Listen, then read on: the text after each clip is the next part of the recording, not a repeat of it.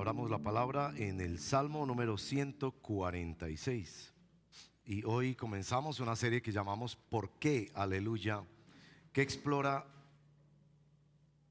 los salmos en la Biblia. Son 8, en este caso los últimos 5, que comienzan con la palabra aleluya y terminan con la palabra aleluya, y son conocidos en la historia como los salmos de Hillel o los salmos de aleluya. Tienen esa particular característica. Salmo 146, y así puestos de pie para mayor reverencia con el Señor, con su palabra, permito leer para el beneficio de todos en el nombre del Padre, del Hijo y del Espíritu Santo. Aleluya. Oh alma mía, alaba al Señor. Alabaré al Señor mientras yo viva, cantaré salmos a mi Dios mientras yo exista. No confíen ustedes en príncipes, ni en hijos de hombre en quien no hay salvación. Su espíritu exhala, él vuelve a la tierra. En ese mismo día perecen sus pensamientos. Bienaventurado, bienaventurado aquel cuya ayuda es el Dios de Jacob, cuya esperanza está en el Señor su Dios, que hizo los cielos y la tierra, el mar y todo lo que en ellos hay, que guarda la verdad para siempre, que hace justicia a los oprimidos, que da pan a los hambrientos. El Señor pone en libertad a los cautivos. El Señor abre los ojos a los ciegos. El Señor levanta a los cautivos. El Señor ama a los justos. El Señor protege a los extranjeros, sostiene al huérfano y a la viuda, pero frustra el camino de los impíos. El Señor reinará para siempre. Tu Dios, oh iglesia, oh Sión, por todas las generaciones. Y el pueblo de Dios dice: aleluya. Así es. Padre, por favor, que cuando meditemos en esta palabra tan diciente en las Escrituras y tan maltratada en esta generación, que cuando nos lleves por estos hermosos poemas inspirados que están en tu santa palabra, nuestra adoración sea revolucionada. Te pedimos una revolución de adoración en esta iglesia.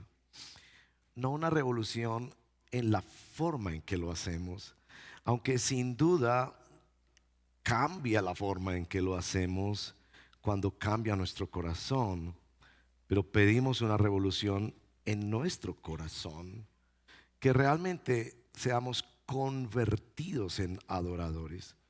Que cuando caminemos por la calle, cuando vamos al restaurante a comprar las cositas de casa, cuando hacemos ejercicio, cuando entramos en las redes sociales, cuando conversamos con los vecinos, cuando nos sentamos a la mesa en casa, cuando nos despertamos, cuando nos retiramos a descansar en la noche, cuando hacemos cuentas de nuestro presupuesto mensual, cuando planeamos cosas de nuestro trabajo, de nuestra vida, en todo nos veamos como verdaderos adoradores, consagrados para eso y para disfrutar la contemplación más hermosa que contemplar el Gran Cañón o los universos y las galaxias, o contemplar la belleza de un atardecer, o contemplar una obra de arte, más que escuchar al mejor músico en el mejor concierto, en el mejor escenario, en el mejor momento. Más que eso, nos veamos como adoradores de nuestro Dios, que con nuestra vida, no solo con nuestras palabras,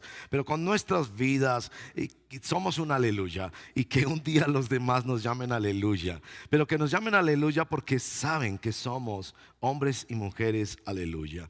Que lo pongamos en nuestras camisetas, en nuestros carros, en nuestra comida, en nuestros libros, en nuestras redes sociales, y que la gente se pregunte por qué se llaman así, por qué se llaman personas que fueron redimidas del infierno para ser trasladadas al reino de la luz, donde en todo y por todo declaran aleluya. Que sea así, en el nombre de Jesús.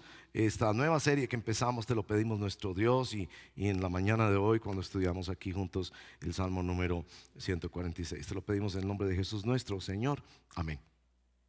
Tomen asiento, por favor. La semana pasada les pedimos un favor y quiero agradecer a los más de 100 personas que ya lo han hecho.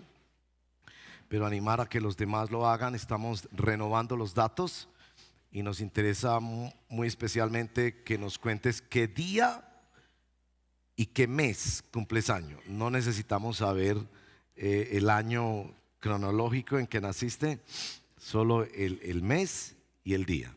Tampoco la hora es importante para eso, porque queremos que ese día, especialmente los líderes y servidores de la iglesia, oremos especialmente por ti al Señor. Ese es nuestro anhelo, orar al Señor por ti. Entonces, sí, nos agradaría mucho. Y con la Alcira hay una hojita, los que quieren hacerlo en hojita y los que quieran hacerlo de manera virtual, hay un formulario de Google que reciben por las redes sociales, y el que lo haya recibido, si tu esposa no lo recibió, si tu hijo no lo recibió, compárteselo, y al llenarlo nos llega digital o virtualmente esa información. Muchas gracias, perdonen el anuncio que no debía haberlo hecho antes, la verdad. Bueno, el Salmo 146. Tal vez a usted le ha tocado ver en esos programas de concurso, particularmente en uno, que después de que el concursante pasaba por varias pruebas y acumulaba, por supuesto, unas ganancias, porque pues eso estaba ahí determinado de esa manera, el director del programa le preguntaba al concursante: última palabra. Él lo podía pensar, él podía llamar a un amigo, él podía pedir otra opinión, él podía 50-50, bueno, eso ustedes saben. Pero si él decía última palabra, estaba diciendo que no era la última palabra. Y cuando en ese concurso dicen la última palabra, es que no va a tomar otras opciones, se va a quedar con esa palabra, pero realmente lo que él quiere es seguir avanzando. Y el director del programa también entiende que él quiere seguir avanzando. Y él espera que esa última palabra sea tan definitiva, pero que también sea que lo proyecte a seguir avanzando. No es la última palabra, no es que está muriéndose y es su última palabra, o que ya no va a seguir concursando, es su última palabra. Aleluya. Para el salmista es su última palabra. Los últimos 5 salmos intencionalmente terminan y empiezan con la palabra aleluya. No hay allí súplicas, no hay la catarsis que ocurre en muchos salmos con el lamento. No hay ese clamor imprecatorio de Señor, haz algo con los malos. Probablemente él vive esas realidades, pero lo que está haciendo es diciendo su última palabra. Aleluya. Los salmos son el cancionero del cristiano, son el cancionero mental del creyente. Así como en tu vida pasa eso de que te sabes canciones aunque las odies. No sé si te pasa eso. A veces tienes una canción en tu mente y la odias y dices: yo, ¿por qué tengo que repetir esa canción? Si es misógina, o maltrata a la familia, o maltrata a la mujer, o denigra del trabajo, o no está bien decir esa frase, pero desde niño la aprendiste y está marcada en tu cerebro y da una y otra vez una vuelta ahí. A veces deberíamos orar al Señor, la verdad, deberíamos orar al Señor: Señor, saca de mi mente algunas canciones. Los salmos están diseñados para ser el cancionero, la mente, la enciclopedia del cristiano. Y este salmista termina diciendo: esta es mi última palabra, aleluya. No importa lo que venga, no importa lo que esté por pasar, siempre tendré 10,000 razones para adorar. Esta es mi última palabra. Es como un grito. Es un grito como el bautismo. Cuando nos bautizamos, morimos y vivimos para Cristo. Como yo entierro aquí todo mi pasado, mi forma tonta de pensar, mis aspiraciones que no correspondían a la obra de Dios, y tanta vanidad, y por la obra de Cristo y por su fuerza en la resurrección, resucito. Y por eso tan importante que siempre en la iglesia los creyentes estén dando ese paso es como el aleluya, es como un grito de victoria. Dios ganó, Dios reina.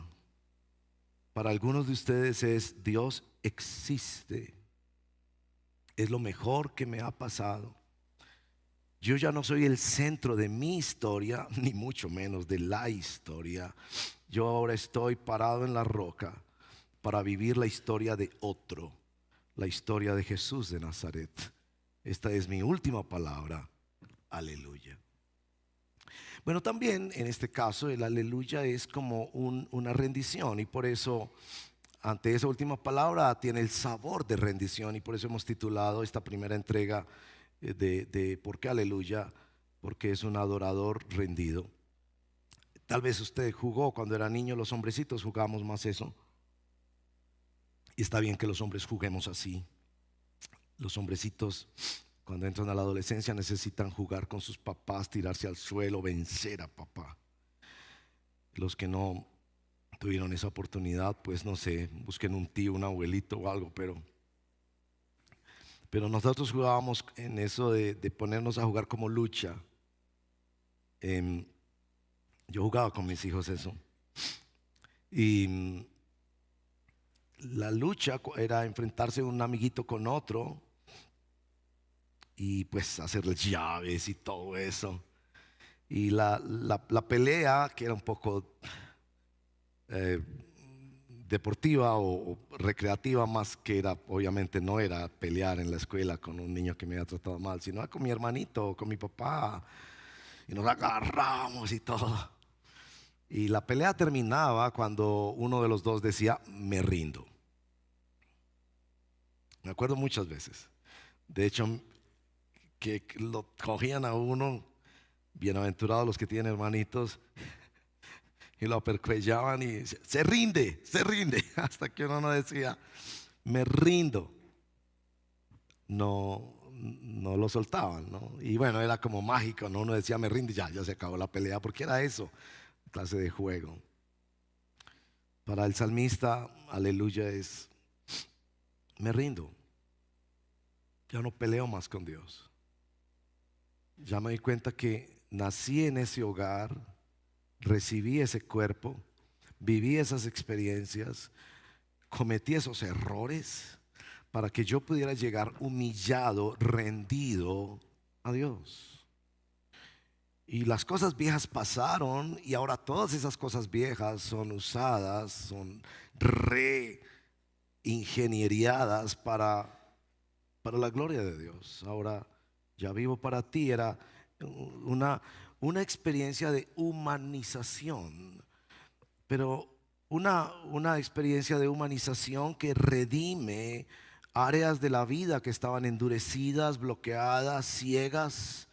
Y si lees todos los salmos vas a darte cuenta la pelea emocional que ha habido durante todos los salmos para llegar a esta rendición. Es una rendición alegre y feliz, donde se contempla a Dios, se admira a Dios al conocerlo y verlo cada vez más grande.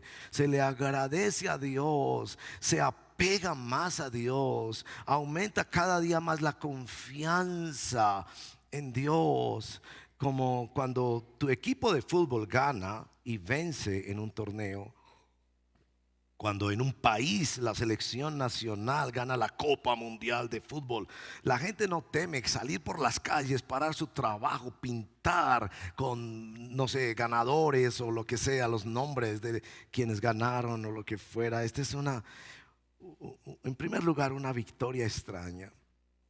El adorador rendido declara una victoria extraña. Permítamos mostrárselos en un factor del Salmo, y quienes tienen allí el Salmo en una Biblia en papel les ayuda mucho eso. En el verso 1 y en el verso 2 se dan cuenta que se llama a Dios Señor y Dios.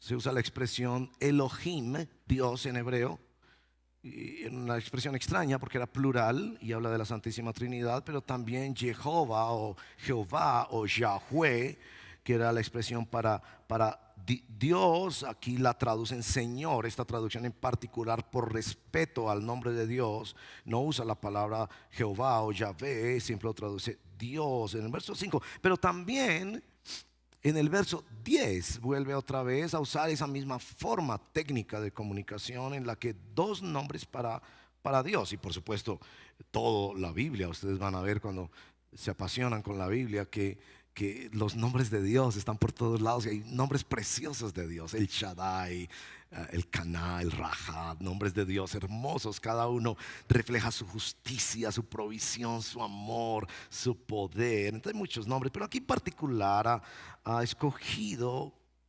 el nombre de Elohim y Yahweh, como afirmando que ha llegado a entender que Yahweh es su Elohim, que lo que él antiguamente llamaba Dios en las tradiciones de chiquitos, en las familias, ahora ese Dios que yo invoqué de niño porque me hicieron ceremonias religiosas o porque hablaba de Dios y decía Dios te bendiga, Dios te pague, Dios me lleve, Dios me traiga, todas esas expresiones comunes en la cultura. Eso que yo visualizaba, quizás sin la ayuda de la Biblia o sin suficiente ayuda de la Biblia, ahora es Jehová, es el Dios que se reveló. Ese factor en particular lo ven en el verso número 5 al mencionar el Dios de Jacob. No piense cuando escuche cosas así en la Biblia que es sencillamente el lenguaje religioso, ¿cierto?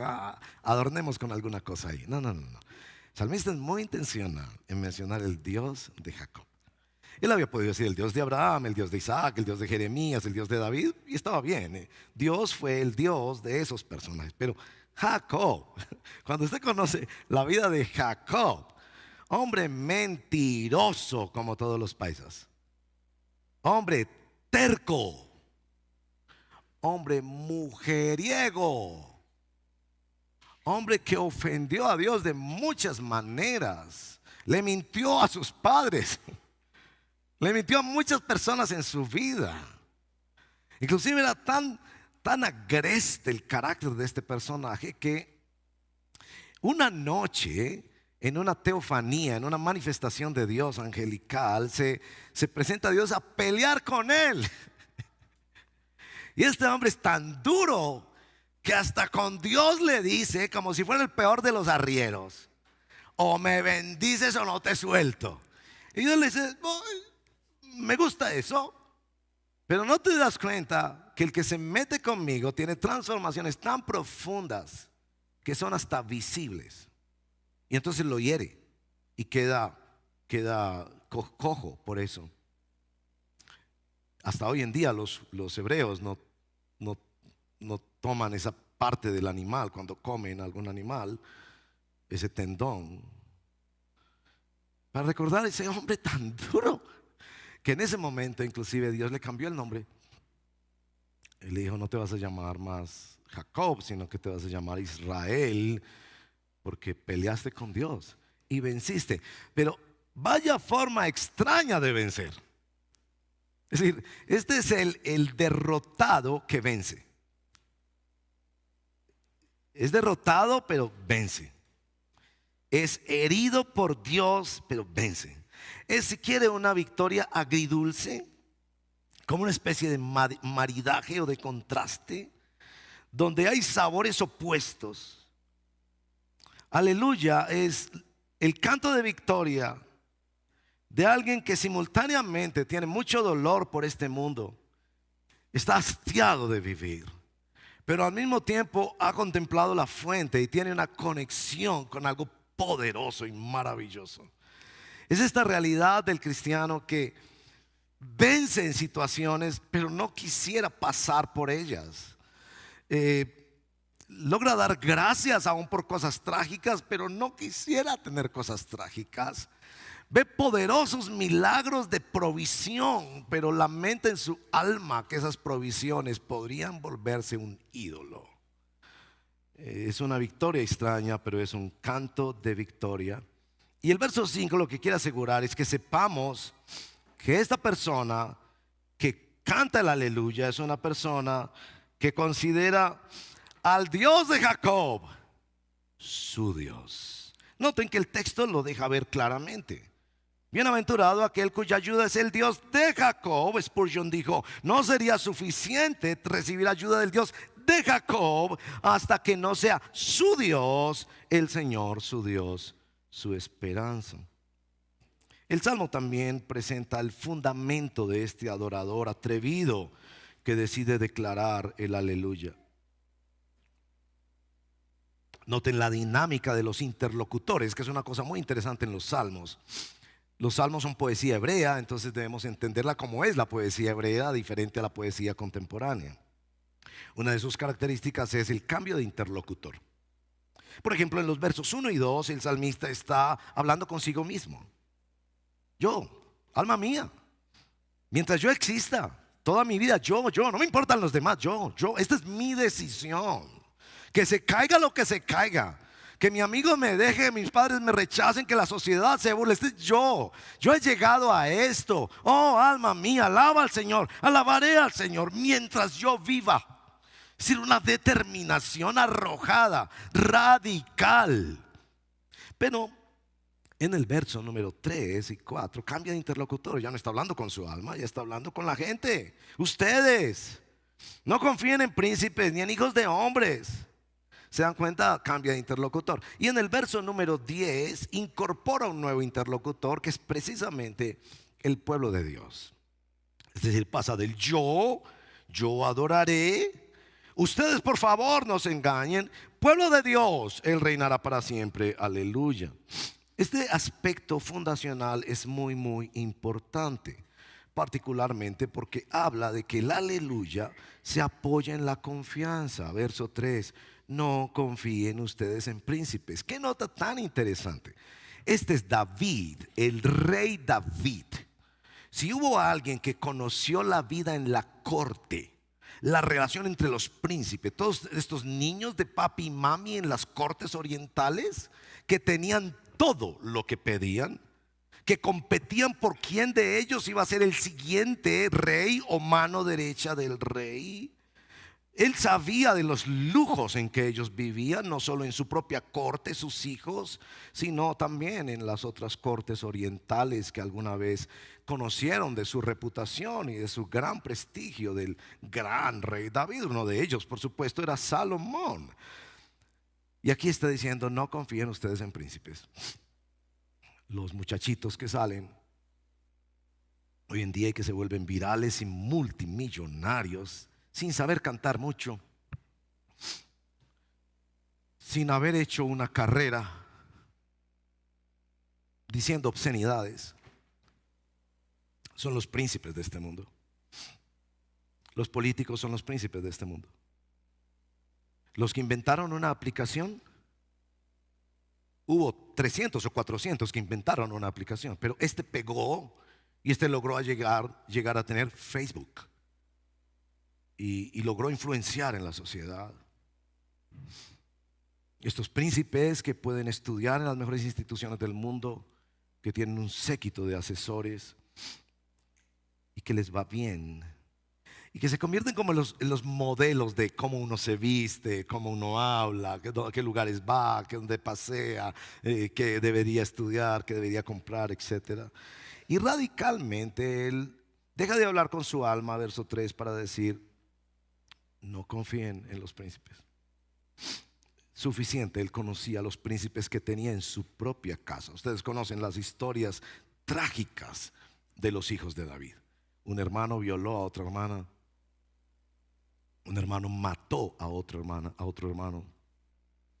Uno de sus propios hijos murió tratando de quitarle el reino a su propio padre.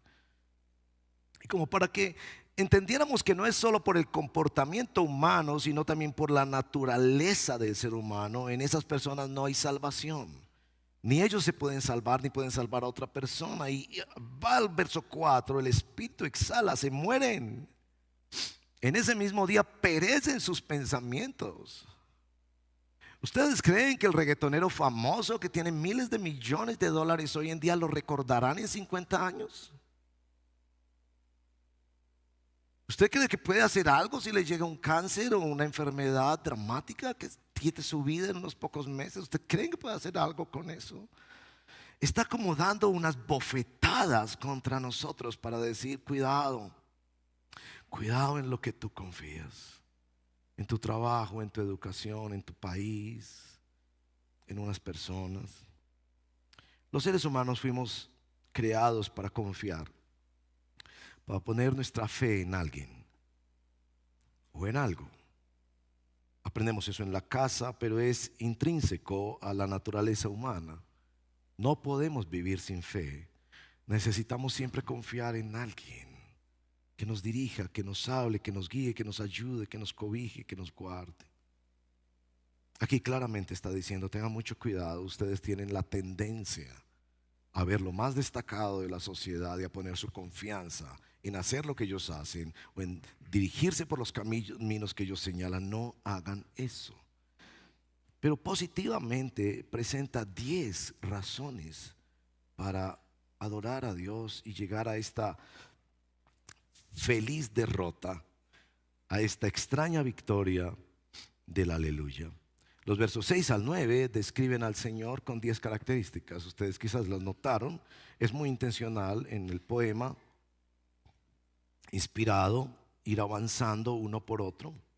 Uno podría contemplarlos desde varias perspectivas. La primera perspectiva es la perspectiva de lo que llaman los teólogos el Dios que se esconde. Porque el profeta Isaías en el capítulo 45 verso 15 tiene esa frase: tú eres el Dios que se esconde. Dios es tan grande y tan perfecto que nosotros no podríamos vivir ante el esplendor de su gloria. Nosotros necesitamos ser transformados, y la Biblia nos habla de la transformación futura cuando muramos o cuando vamos a la presencia del Señor. Si Él viene antes, seremos transformados para poder entender esta belleza. Imagínense, por ejemplo, si usted tuviera un jugador de fútbol que fuera absolutamente perfecto, impecable, siempre que cogiera el balón haría gol. Humillaría a los 10 mejores de todo el mundo. Podrían hacer un equipo con los 11 mejores de todo el mundo y él jugar con los 10 compañeros, los peores, pero él es perfecto. Él tomaría el balón y aplastaría vergonzosamente a los más grandes. Ese jugador de fútbol arruinaría el fútbol. Asimismo, los seres humanos no tenemos la capacidad de contemplar. Algunas personas dicen: es que si Dios se me presentara. Perdón, si Dios se te presentara en todo el esplendor de su santidad, de su sabiduría, de su poder, tú y yo no resistiríamos tal gloria. Por eso nos enseña Corintios 13 que hoy en día vemos por un espejo oscuramente. Sí vemos muchas cosas de Dios, podemos decir como Job: lo he visto, lo conozco, pero es tan grande que me aplastaría si Él revelara toda su gloria delante de mí. El salmista en este caso está sorprendido porque sí puede conocer unas cosas de Dios. Cuando usted lee eso, quizás usted puede estar leyendo la historia de Israel en esos 10 principios. De observar que Dios hace todo esto que dice allí. Verso 6, hizo los cielos y la tierra. Verso 6, parte B, guarda la verdad.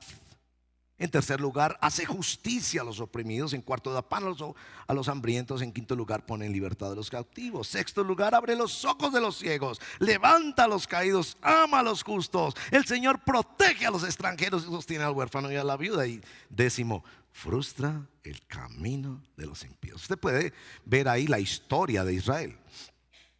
Puede ver también muchos segmentos de la Biblia. Jesús va a la sinagoga, abre el libro y lee al profeta Isaías, donde dice: Él es el que le da libertad a los cautivos, vista a los ciegos, atiende al oprimido, libera a los necesitados. Y Jesús dice: y hoy eso se ha cumplido. Usted puede ver la historia de Israel, puede ver el ministerio del Señor Jesucristo. Especialmente puede ver en esas 10 cosas un testimonio personal del salmista. ¿Cómo él supo esas cosas? ¿Cómo él supo que Dios es el creador del cielo y de la tierra? Seguramente había meditado mucho en la creación. La Biblia nos exhorta no solo a hacer ciencia, sino a contemplar la creación. vean los pájaros, vean las flores del campo. Él seguramente había visto cómo Dios guardaba la verdad a lo largo de la historia y hacía prevalecer su palabra sobre ideologías. Él había visto que hacía justicia a los oprimidos, a la viuda y al necesitado en la corte, pero al pueblo de Dios maltratado en la historia. Cómo les había dado pan en el desierto. Él lo cuenta como una historia de carácter personal. Dios es así. Que Dios nos dé los ojos de un aleluya para ver a Dios, no solo haciendo eso en la historia para su pueblo, sino haciéndolo en tu historia. Casi que podríamos dedicarnos, por ejemplo, a quedarnos hoy en un retiro espiritual aquí en la iglesia y tomar esas 10 características y decir, bueno, ¿cuál de esas es la que más representa tu necesidad hoy? ¿Necesitas justicia? ¿Necesitas pan? ¿Necesitas que tus ojos sean abiertos? ¿Necesitas ser levantado porque has caído? ¿Necesitas ser amado porque has actuado en justicia y la gente te ha rechazado, pero necesitas que los brazos del Padre te abracen? ¿Te sientes como un extranjero, un huérfano, una viuda y necesitas que el Señor te proteja? Es muy interesante que da estas razones para alabar al Señor. Así nosotros alabamos al Señor por lo que Él ha hecho. La adoración no es una especie de spa emocional, donde suenan canciones interesantes y hay todo un fenómeno musical envolvente y tú sientes unos sentimientos y te metes en la multitud. Eso puede pasar, pero la adoración fundamentalmente es una respuesta a ver al Dios que ha actuado. Al Dios que ha actuado en mi vida, al Dios que ha actuado en lo que voy conociendo de la palabra de Dios. La adoración, decimos en la teología, es la respuesta a la revelación de Dios. Tú llegas al Gran Cañón y puedes ser la persona más tímida del mundo, la más inexpresiva, la más prudente en tus palabras, pero tú llegas al Gran Cañón o a las cataratas de Iguazú, a todas estas bellezas naturales. Algunos lo gritarán demasiado porque tienen personalidades muy coloridas, pero tú llegas y no puedes contener algo de ti que dice, wow, qué cosa tan linda.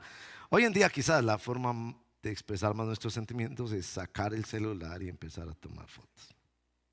Pero aún ese acto está reconociendo aquí hay algo que debe ser conservado, debe ser atrapado en la memoria. Yo no quiero olvidar esto, yo quiero mostrarle esto a otras personas. Esto ocurrió, esto lo ha hecho Dios. Entonces, si tú estás conociendo a Dios y no explotas en gratitud y en adoración a Él, mi amigo, algo está pasando. ¿Estás anestesiado por el pecado? ¿O por tu dureza de corazón?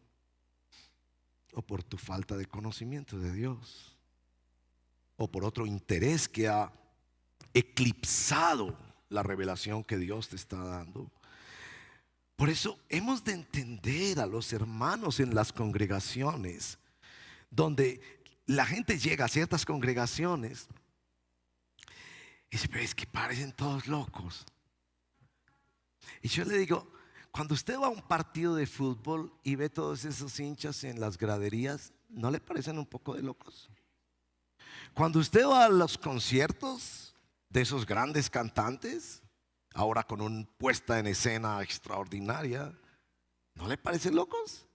Si usted coge el video y se lo presenta al otro día a la familia, ¿a usted no le da un poquito de pena lo que hizo ahí? Es decir, hay algo en nuestro corazón que fue creado para adorar. Si no adoras a Dios, vas a adorar cualquier otra cosa, mi amigo. Lo interesante en estas 10 cosas es la última. ¿Se dieron cuenta? ¿Se dan cuenta de la intencionalidad de la palabra de Dios? Nos derrama este tsunami de 9 cosas que el mismo salmista ha visto. Y por último dice, pero hay otra cosita que Dios hace también. Yo sé que les ha gustado mucho la lista anterior y que todo el mundo estaría feliz con esa lista, pero hay otra cosita que Él también hace. Nuestro Dios es ético, es moral. Nuestro Dios no solo anhela el bien para la humanidad, sino que está opuesto de frente al mal. Y seguramente el salmista en su vida había visto eso. ¿Cuántas veces trató de desviarse, de meterse en un mal negocio? Y ya fuera por su conciencia, por la revelación de la palabra, porque Dios le envió a otra persona, Dios manifestó la frustración y trajo frustración a ese plan. Esto es casi una confesión de fe. Es como si el salmista dijera: Señor, mira, yo te amo tanto, te adoro tanto, que destruye todo plan en mi vida que no corresponda a tu voluntad. ¿Orarías así cuando estás saliendo con un muchacho y no estás muy seguro si ese muchacho es lo mejor para ti? Y estás maquillándote frente al espejo, poniéndote tu mejor ropita, y con la ansiedad de la taquicardia porque ya me voy a encontrar con el muchacho. ¿Orarías así frente al espejo? Señor, si esto no es tuyo, por favor, si este tipo solo me quiere llevar a una cama, si este tipo no tiene temor de Dios en su corazón, si este tipo no es tuyo, así me hable esto, me hable el otro, vaya aquí o vaya allá, por favor, frústralo. Entonces llegas ahí al centro comercial donde te ibas a encontrar con el chico. La ilustración aplica también para los muchachos y para muchas otras cosas. Llegas al centro comercial y el muchacho no llega. Pasa una hora y no llega. Y tú dices: se supone en esta cultura que las que llegamos tarde somos las mujeres y que a nosotros nos esperan, pero él debió haber estado aquí, ¿cierto? Debería ser más cumplido que novio feo, como dicen por ahí. Ese es un dicho maravilloso. Pero pasa una hora y no llega, 2 horas y no llega. Y de repente tú te mueves hacia el extremo del parquero y ves que se baja del carro y se baja con otra muchacha. ¿Eres tú de los que en ese caso oraría: aleluya, Señor, tú dañaste ese plan, qué bendición? ¿Dirías eso? ¿Dirías eso? ¿O ya planearías: mañana no voy a la iglesia, porque a mí no? A esa otra peliteñida sí, pero porque a mí no? ¿Cuál sería tu respuesta?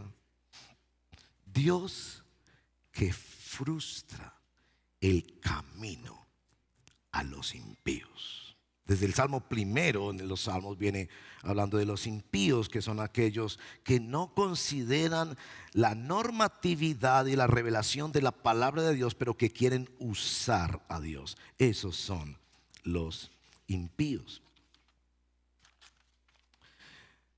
Y termina nuestro salmo diciendo: este Dios es el Dios que reina. Pero lo mejor del salmo está en el verso 5. Casi todos los salmos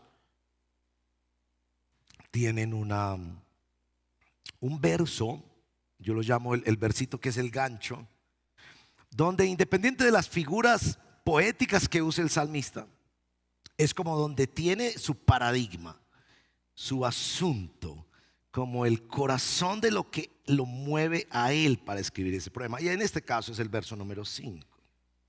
El aleluya es una bienaventuranza, es una visión del futuro. Bienaventurado. La vida es una aventura. Usted y yo podemos planear lo que querramos, podemos organizar lo que querramos, pero nosotros no conocemos el día de mañana. La vida en muchos sentidos es una aventura. Podríamos planear bien, provisionar bien, prepararnos bien, pedir consejo, pero todavía no sabemos siquiera, como dice Santiago, si el día de mañana para nosotros llegará. Él considera que lanzar ese grito rendido de victoria, de extraña adoración, es una nueva visión de la realidad, la visión de la bienaventuranza.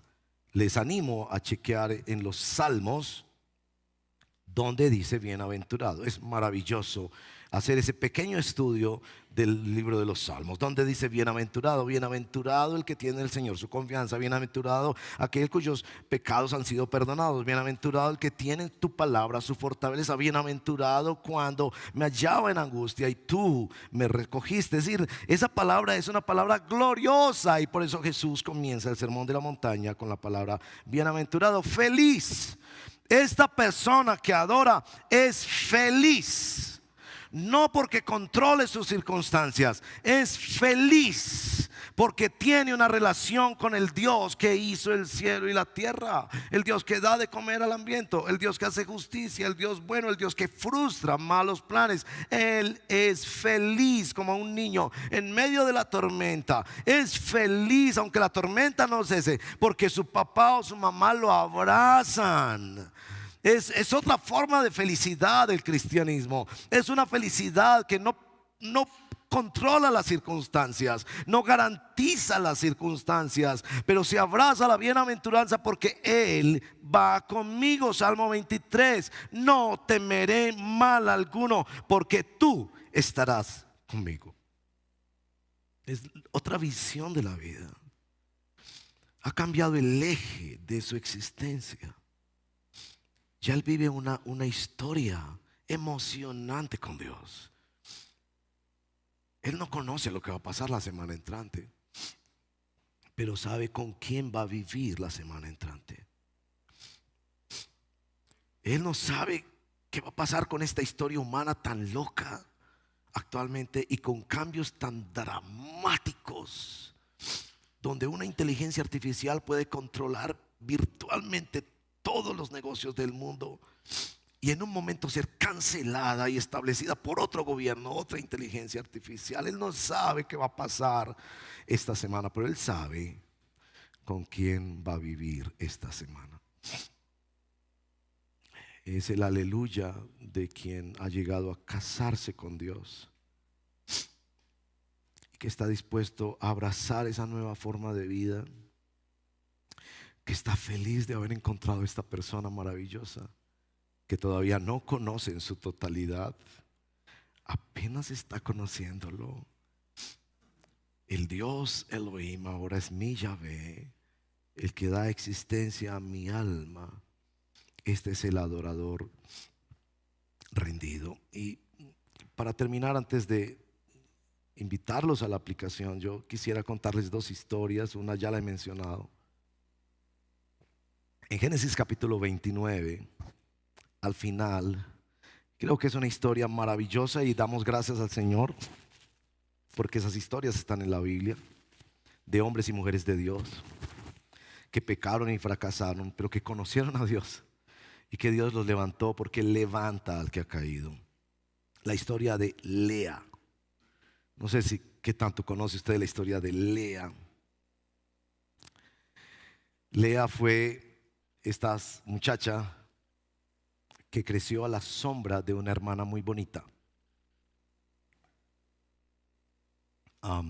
La hermanita era muy bonita, ella no lo era. En el capítulo 29, el verso 17 dice que sus ojos eran tiernos. A veces en hebreo hay mucha dificultad a veces con la traducción. Si usted ve la cantidad de traducciones que hay de esa frase, Lea era de ojos tiernos. Muy complicado. Algunos lo traducen como era de ojos apagados. No había brillo en su rostro. Entonces los muchachos llegaban después del colegio a hacer la fiesta de los 15.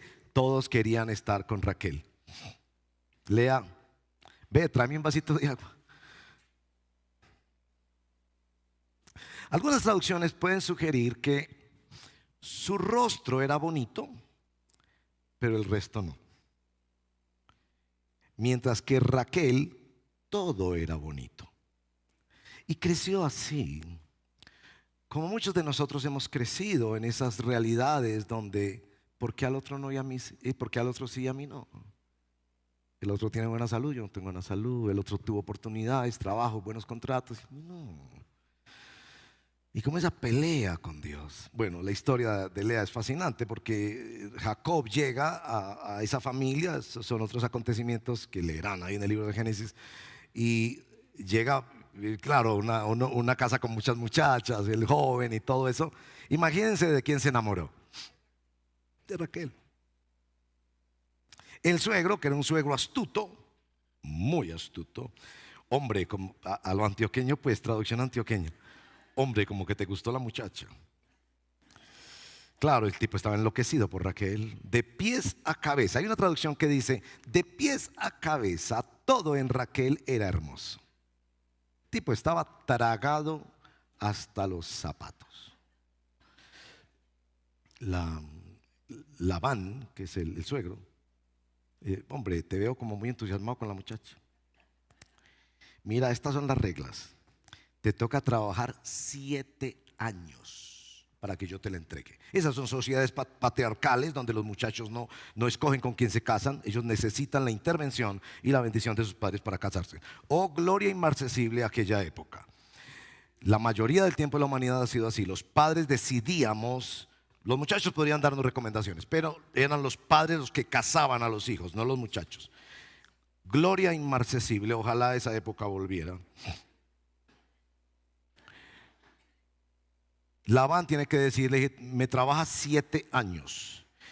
Jacob está tan tragado de Raquel que esos 7 años, dice el texto, esos 7 años le parecieron una semana. Y ustedes piensan que uno tragado es bobo. 7 años, trabajar gratis. Y Jacob, recuerden, tiene la bendición de Dios. Entonces se le multiplicaban los rebaños. El tipo se volvió riquísimo con este muchacho, ¿cierto? 7 años. Un buen consejo para los padres de familia que en estos días sus hijas están consiguiendo novios y demás. Buena suerte. Se casan.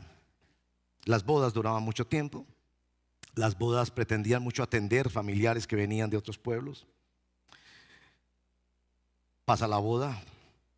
Generalmente cuando ya habían pasado varios días, todo el mundo está muy cansado de bailar, bailaban mucho, habían encuentros, conversaban mucho, regalos, todo lo demás, pero todavía no ha venido el momento de la luna de miel. En el momento de la luna de miel, se apagan las luces, toda la gente está afuera esperando, porque se debe inclusive sacar una prueba de virginidad. El muchacho entra a la tienda, papá y mamá la han preparado y la preparan en la tienda. Él entra y pasa lo que tenía que pasar. No me pidan que les explique. A la mañana siguiente, oh sorpresa, él no se había acostado con Raquel, sino con Lea. Imagínense el susto del pobre muchacho por la mañana. Jacob va a reclamarle a Labán y le dice, ¿usted qué me ha hecho? Yo le trabajé 7 años por Raquel, la mujer que yo amo. Labán le dice, así no es. Lea es mayor que Raquel. Yo no voy a traer esa indignidad a mi familia de que caso primero la más joven. En nuestra cultura se casa primero la mayor. Pero si usted está muy enamorado de Raquel, eran épocas de poligamía, no era prohibida la poligamía. Si usted lee otros 7 años por Raquel. Y él trabaja otros 7 años por Raquel. Durante esos 7 años, el texto dice que Dios hizo una misericordia con Lea. Le dio hijos. Porque era común que mujeres no podían tener hijos en aquella época. Y Raquel en principio no pudo tener hijos. Dios le da hijos a Lea. Pero Lea se siente menospreciada por su papá, por su hermana, por este hombre que no la quería, por la sociedad entera. Pero dice, la solución va a ser tener hijos. Tiene su primer hijo y dice, ahora sí, este hombre me va a amar. ¿Y saben qué pasó? No la amó. Dice, no, de pronto si tengo un segundo hijo. Tiene su segundo hijo. Ahora sí me va a amar. Y no la amó. Y tiene su tercer hijo. Ahora sí este hombre, es que 3 es el número. Tampoco. Y es esta historia de quien en la vida nunca ha encontrado realmente como la resolución a su existencia. Y viene un cuarto hijo. Y el texto es muy intencional, como era costumbre en esa época, en el nombre que le pone al cuarto hijo. ¿Sabe qué nombre le puso al cuarto hijo? Alabanza.